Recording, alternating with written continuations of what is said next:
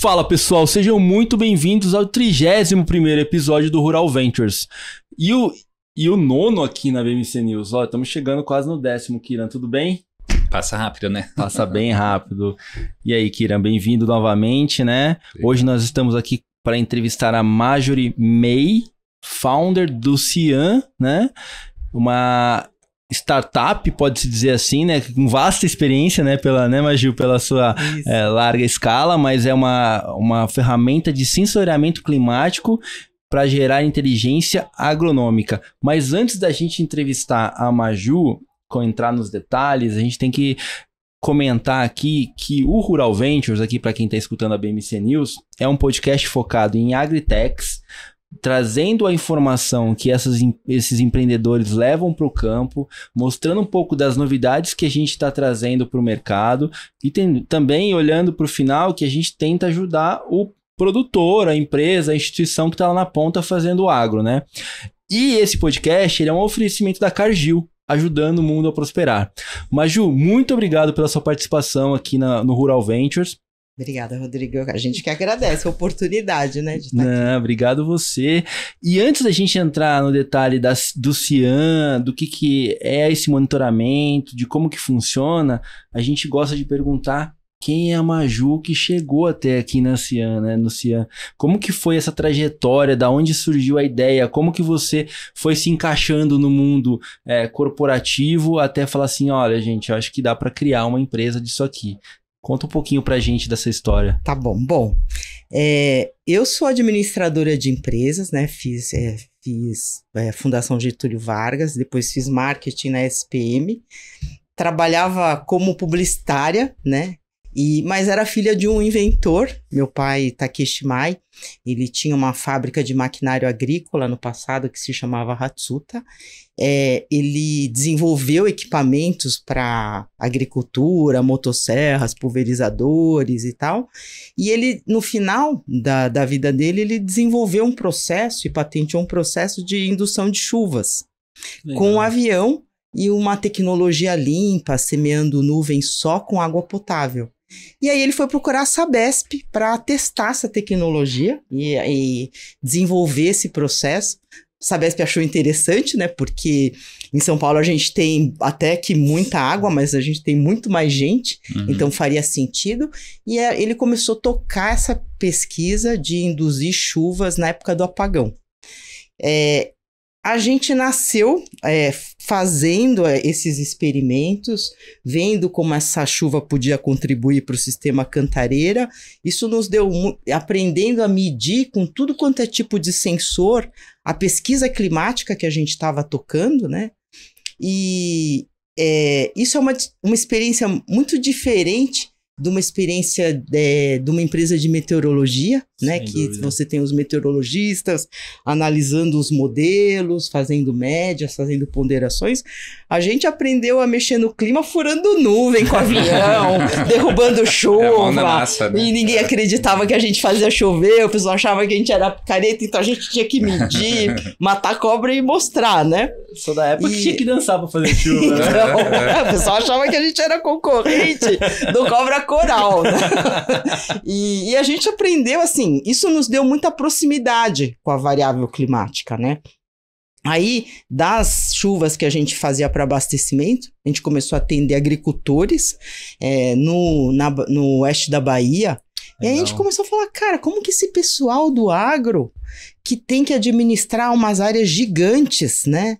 E que tem todas as operações impactadas pelo clima, porque o cara vai plantar se chove ou não, ele vai colher se chove ou não, ele vai aplicar aquele agroquímico que hoje está super caro, se estiver ventando, se a temperatura não estiver tão alta, enfim.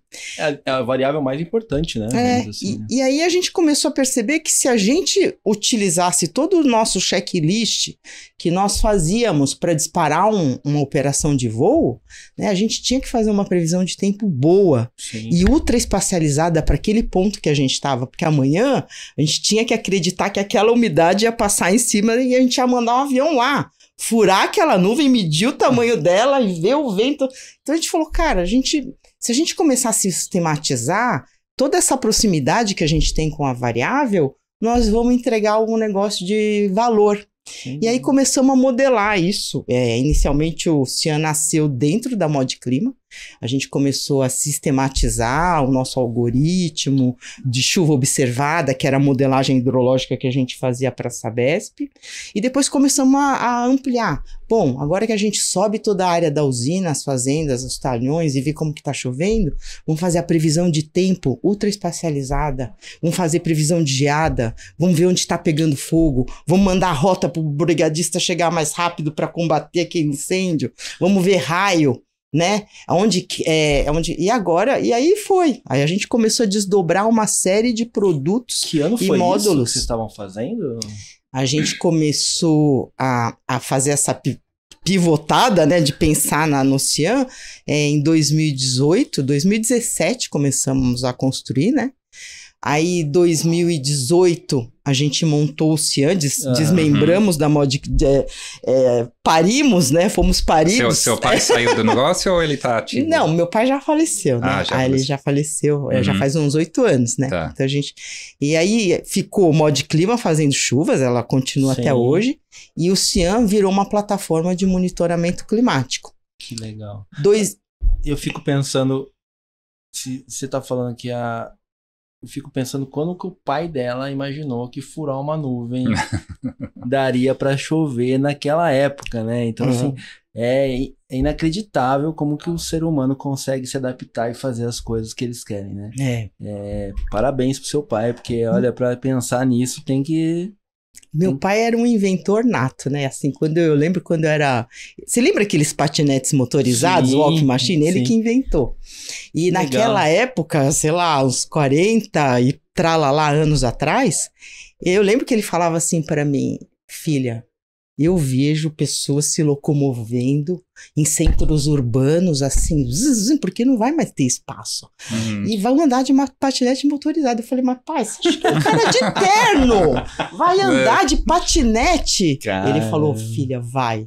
Cara, outro dia eu fui atravessar a Faria Lima, passou uma patinete elétrica, assim, com carinha de terno. Nossa, até chorei. Cara, não é que o velho era bom? Bom mesmo, olhando pra frente mesmo. E aí do Cian, vocês nasceram em 2018 e começaram a focar em qual cultura, na verdade? Cana. A gente optou por desenvolver tudo em cana, porque 65% do mercado está aqui em São Paulo, seria mais fácil a gente atender. Também as informações estavam mais estruturadas, né, os dados, então a gente achou que seria um bom início de caminho, e a gente adorou trabalhar com cana, a gente gosta muito de tudo que a gente vem desenvolvendo para o sucro energético, né? Bom, a gente passou por onde surgiu a ideia e acho que como que funciona o produto realmente, né? Como que você consegue a aplicabilidade desse produto hoje para a usina, para quem seja seu cliente, como que, explicando para leigo, né? Eu costumo perguntar aqui, se fosse explicar para um leigo, como que você vende o seu produto e qual que é a real usabilidade dele, Maju? Então, para usinas, hoje a gente atende usina e estamos começando a avançar para crédito e seguro, mas com abordagens diferentes, né? Mas, se a gente for ver hoje, quais são o que causa os maiores prejuízos do planeta, é o clima, né? Se ele vem uma enchente, derruba uma cidade inteira, se seca demais, quebra a produtividade agrícola, pega fogo no Pantanal, enfim, né? E estamos vivendo numa situação de mudanças climáticas, né? Estamos vivendo situação de insegurança hídrica. Então, faz sentido para todo mundo que está no agro ter essas informações ultra espacializadas.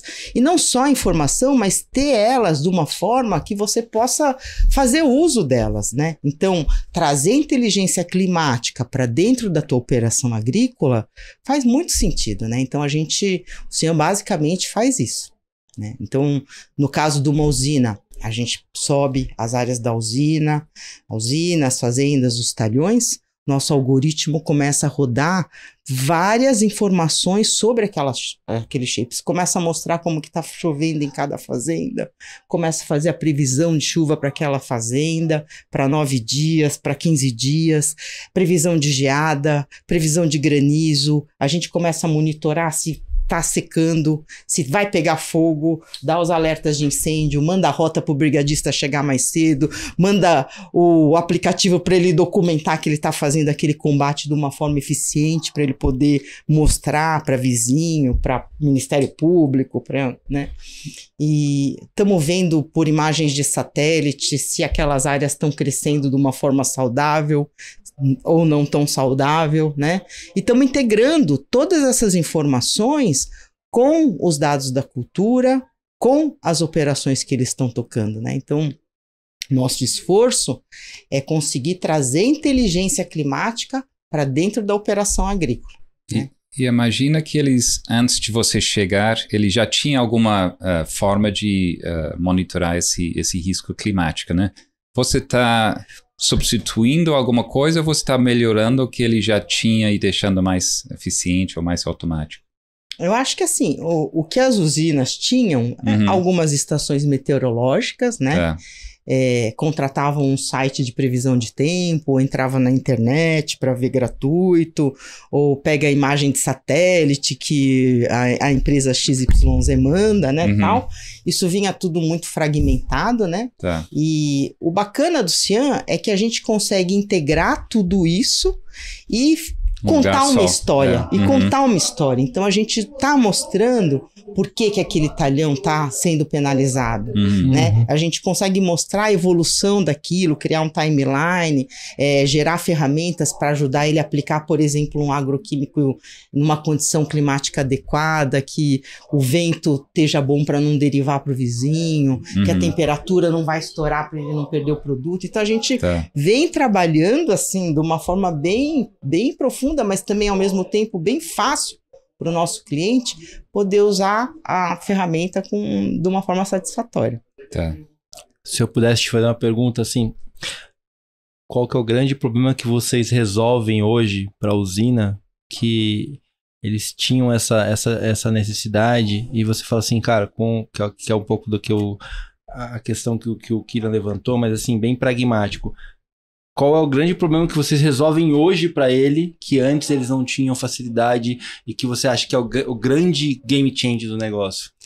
Tomada de decisões, né? Eu acho que tanto na parte da tomada de decisões das operações agrícolas, olhando o clima, podendo se planejar com relação a ele, isso é um dos grandes, acho que é uma das grandes trunfos que a gente entrega, né?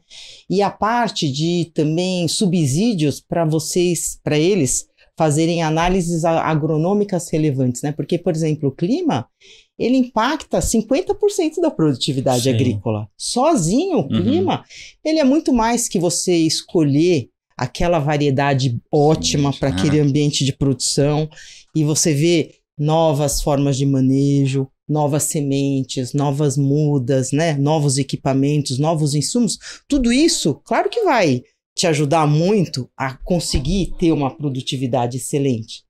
Mas se você pegar um ano que nem o ano passado, tá? Nossa. 3 geadas, aí depois entra o período seco, chuvas abaixo da média, começa a estourar incêndio, 3 a 5 vezes mais do que a média histórica, você vê que o impacto do clima nas operações é muito grande. E se eles conseguem receber alertas, conseguem chegar mais prontamente, conseguem decidir, vou ou não vou fazer isso, vou perder ou não isso, então isso acaba trazendo benefícios muito grandes.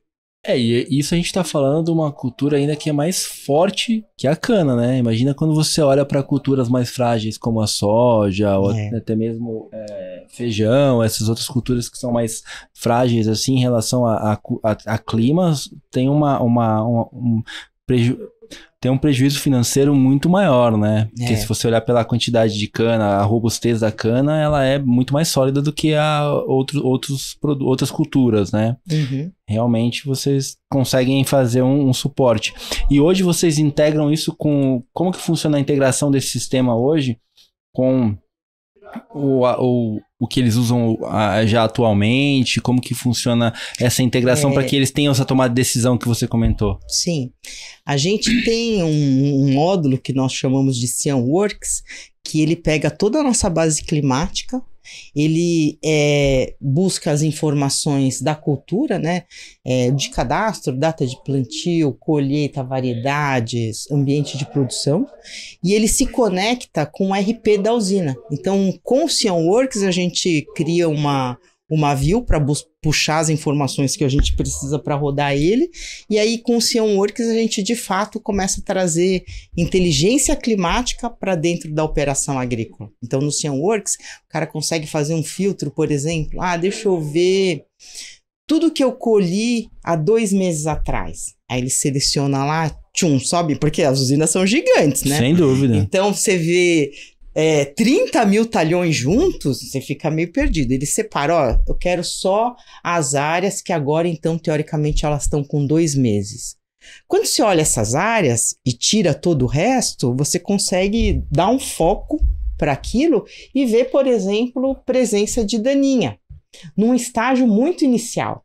Se você consegue detectar isso enquanto a cana não cresceu tanto, né? A daninha está vindo, mas a cana não cobriu a daninha, você pode mandar o teu time de tratos lá, ele vai fazer uma aplicação, ele vai ver que deu algum escape de herbicida, e vai fazer uma aplicação pontual, ele vai gastar muito menos recurso, e ele pode fazer uma catação para eliminar aquela daninha, porque depois a cana vai crescer, a daninha vai crescer, os equipamentos vão começar a entrar lá, vai começar a sementear, aí o cara vai controlar, conviver com essa daninha, gastando muito mais insumos e tal. Então, esse tipo de informação faz muito sentido, né? Vale muito dinheiro, na verdade, né? Porque, por exemplo, quanto custa a aplicação de herbicida? Mais ou menos uns R$500 por hectare. Sem dúvida. Os caras fazem umas 3 aplicações por ano.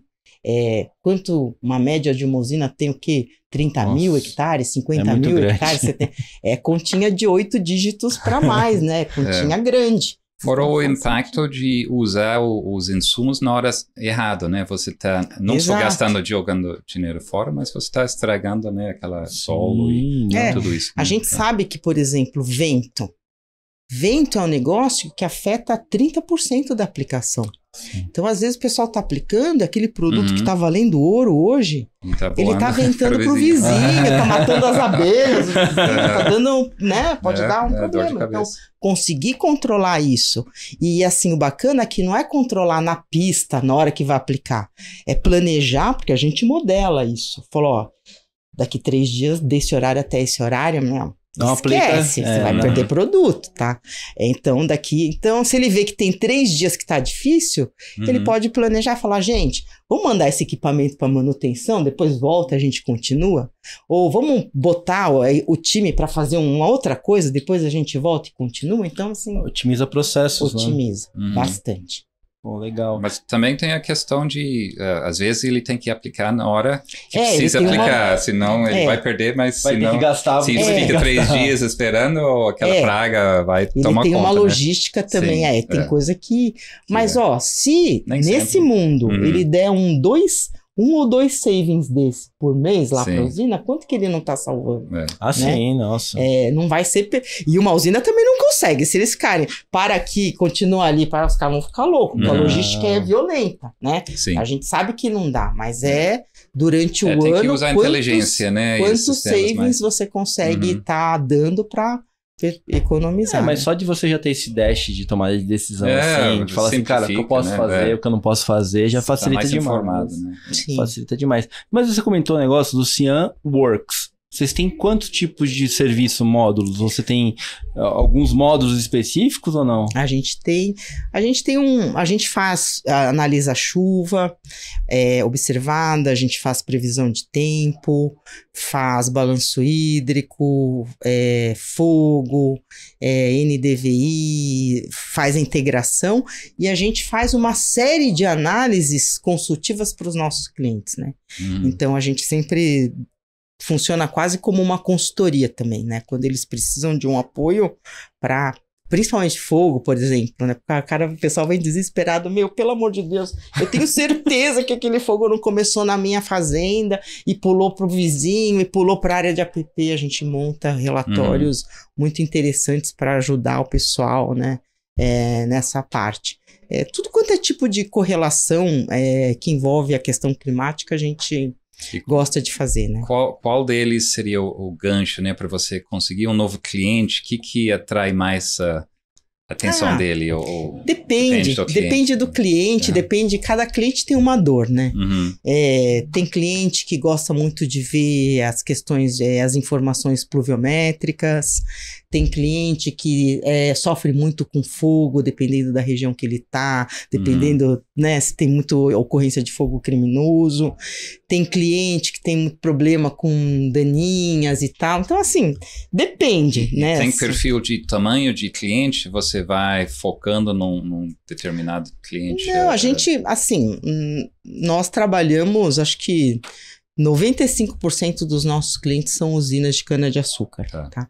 Agora que a gente está começando a trabalhar produtores e agora estamos entrando no setor de crédito e seguro, mas a grande parte são usinas, né? Então são usinas de 30 a 170 mil hectares e mais ou menos por aí. E usinas grandes que já sabem o que quer, né? Já tem a tomada de decisão, já tem processo, né? Isso é interessante também. Vocês pensam em entrar no mercado de B2C, direto com o produtor? Ou vocês acham... Sim, a gente pensa, assim, a gente já está começando a tatear, a gente já tem alguns clientes produtores que nós começamos a atender, né? Mais clientes de grande porte. Sim. Mas a gente tem no nosso roadmap um Cian Farms. Para lançar, né? Legal, isso é legal. E assim, aproveitando a pergunta do seguro, né? Você acha que foi por um time de momento do mercado que a gente está passando agora, porque a gente teve uma grande repercussão de sinistros, né? Ou você acha que é um caminho natural? Pra gente é um caminho natural, porque eu acho que a gente está muito apto para trabalhar com risco climático. A gente tem tudo dentro de casa para fazer isso de uma forma bem diferenciada, né? E a gente vê que, puxa, risco climático, risco ambiental, ESG, né? É uma onda que está vindo forte, né? E que a gente tem condições interessantes para criar produtos que estão subsidiando essas análises no momento de pré-análise, de uma aceitação de uma policy ou de um seguro, de acompanhamento do que está acontecendo naquela área produtiva, na vigência desse contrato.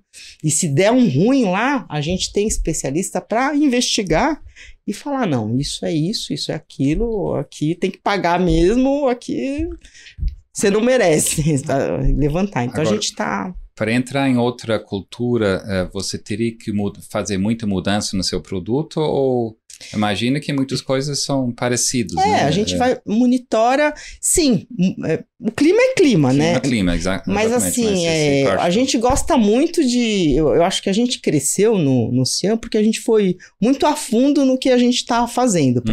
Então, nós temos interesse de entrar em outros cultivares, vamos fazer isso. Mas, assim, atender tudo junto, misturado, eu acho que não fica bom, sabe? Porque cada cultura tem a sua demanda, tem a sua jornada, tem o jeito que o cliente usa, sabe? E a gente gosta de acompanhar de fazer esse trabalho corpo a corpo. O que me passou na cabeça aqui, que a gente já falou com várias empresas, né? Mas assim, toda empresa que a gente olha, que tá olhando para cultura, mesmo que seja para clima, ela veio da cultura. Sim. Aqui a gente tá falando com a Maju veio do clima, independente da cultura, entendeu? Então acho que o core dela, na verdade, é clima. É clima. Não é a cultura. Então acho que é isso que diferencia. Por isso eu imagino que seria fácil você escolher. Bom, não sei se tem sinergia com outra cultura que daria uma sazonalidade um pouco diferente, complementar, né? A gente tá laranja agora, a gente tá entrando, né? A gente tá com 2 clientes bons de laranja. Café, né? Que sofre um pouco com geadas então, também. Eu sofria mais quando era Paraná, mas agora, sofre. Ainda sofre. Bastante. Não, a gente tá no nosso roadmap, começar a fazer algumas parcerias e pensar em abordar, né? Mas é que quando a gente vê, a gente foi tão fundo na cana, e a gente é tão apaixonado pela cana, que cada vez vai demandando mais, sabe? Então a gente vê que tem um caminho muito interessante na cana para a gente desenvolver, e depois a gente vai começar a abrir para outras culturas, assim, né? Uma pergunta que eu ia te fazer, Maju, assim, uma pergunta que eu vou te fazer, na verdade, para a gente entender a fundo. Pô, você disse que você tem a própria usina, tem a estrutura dela, mas qual que é a tecnologia que vocês usam hoje? Ela é um misto da tecnologia que já está implementada na usina, com satélite? Como que você... Conta um pouquinho pra gente de como funciona hoje. Não, a gente implanta todo... Vocês implantam tudo? Implanta tudo na usina para eles utilizarem a nossa investimento plataforma. da própria Cian, do Cian que faz isso. Não, mas a gente não implanta nenhum equipamento. Não, equipamento não. Tá. É SaaS, a gente sobe as áreas, roda toda a nossa inteligência sobre as áreas deles, libera os acessos, treina as equipes. Legal. E a gente tem um trabalho de suporte muito bom, assim, a gente gosta de trabalhar muito lado a lado, assim, do nosso cliente, né? Então, trabalhamos todo esse suporte. Quantas pessoas vocês têm hoje na equipe? 47. 47, já é bastante grande. A gente tem um time de pesquisa, um time de dev, um time de CS, um time de vendas. Vocês estão em São Paulo ou onde é a base? Que a gente está no mundo já. Espalhado. A gente tá, tem uma parte em São Paulo, uma parte em São José, tem gente espalhada em tudo quanto é canto, né? Tem gente na Califórnia, então a gente tá... E você mora em São José? Eu moro em São Paulo. Ah, São Paulo. Você tá com as equipes espalhadas, mas o atendimento hoje tá focado no Brasil, ou você tem algum atendimento fora do Brasil já? Sim, a gente tá no Brasil mas também estamos na Guatemala, agora estamos começando Flórida, estamos na Nicarágua, estamos começando a expansão para lá. Tá global já, então, gente. Sempre em cana ou não? Nesses países você tá na cana. Cana. Sempre em cana. Que legal. Antes da gente entrar no assunto do Kira, né, do fundraising, de como que vocês chegaram até aqui, esse podcast também é um oferecimento da Arara Seed, a plataforma de crowdfunding do agronegócio.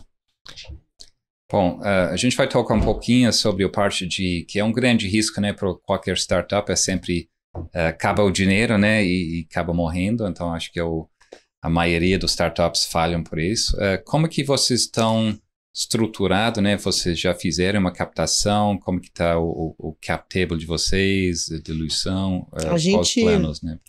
A gente começou as nossas operações sendo financiados pela própria Modclima, né? A gente começou dentro da Modclima, depois a Modclima segurou um ano e meio as nossas operações. No meio da pandemia, né? Não, antes, foi antes ainda. Antes. E depois a gente teve um aporte da Álvares Marçal com a Crux, né? A gente já teve um seed. Depois a gente teve um outro aporte pequeno da Crux de novo, né?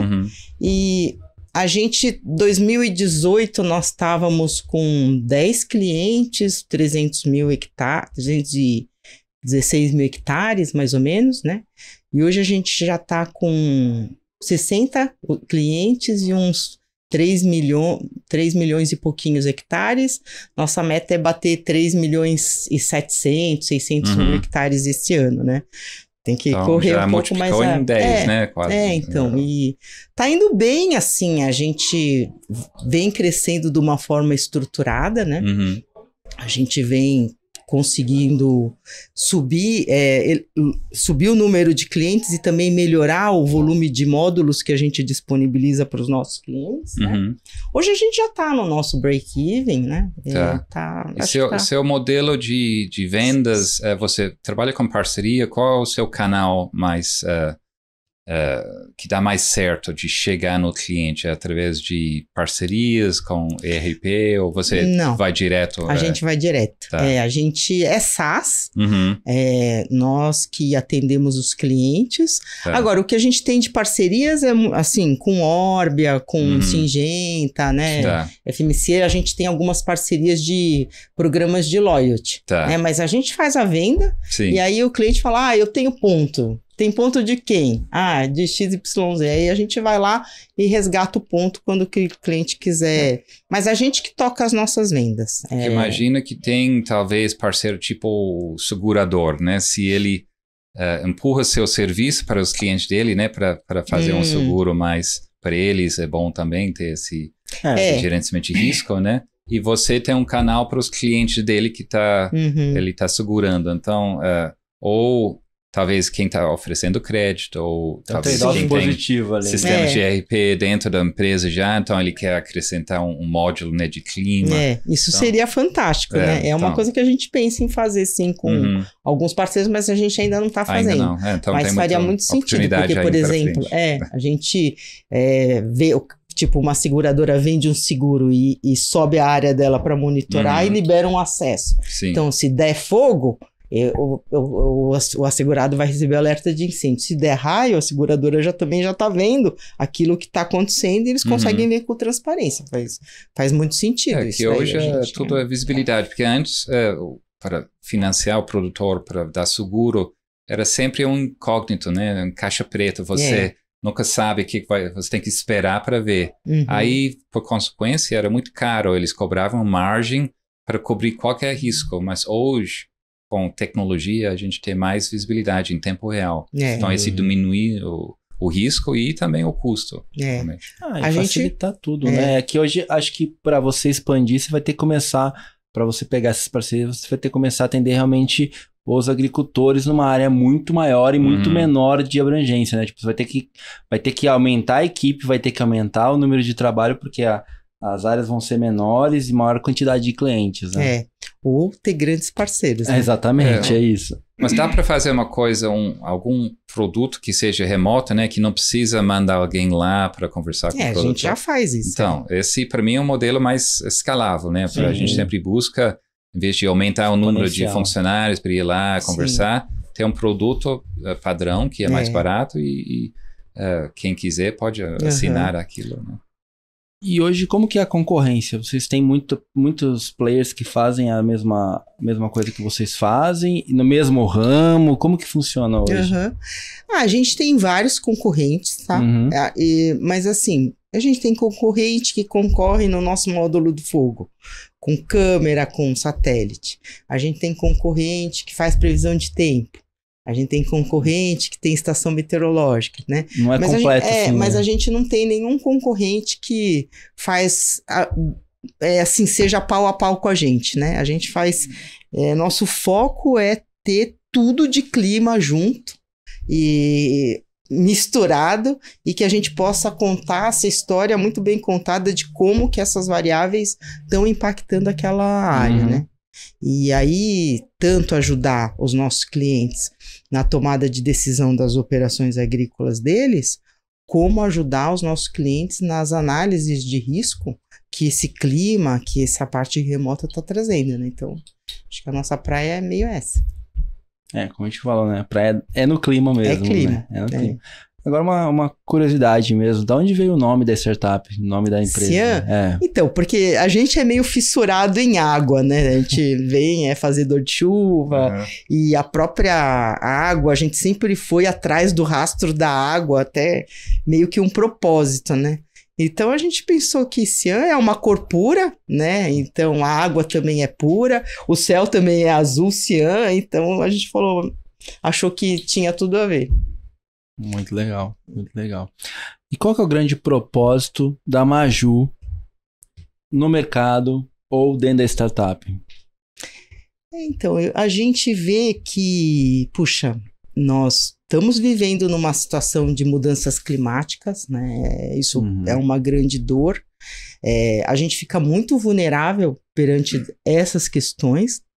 E tanto na Mod Clima, fazendo chuvas, a gente pode contribuir para reduzir o impacto do déficit hídrico, da insegurança climática nas operações de abastecimento, de agricultura e tal, como no Cian, a gente pode contribuir para reduzir esse impacto também, né? Então, poxa, quando você vê, né, um caminho ESG, hoje a gente quer saber, assim, puxa, da usina que nós estamos trabalhando, quantos colaboradores nós vamos treinar no turno da manhã, da tarde e da noite para melhorar a eficiência deles para o combate a incêndio?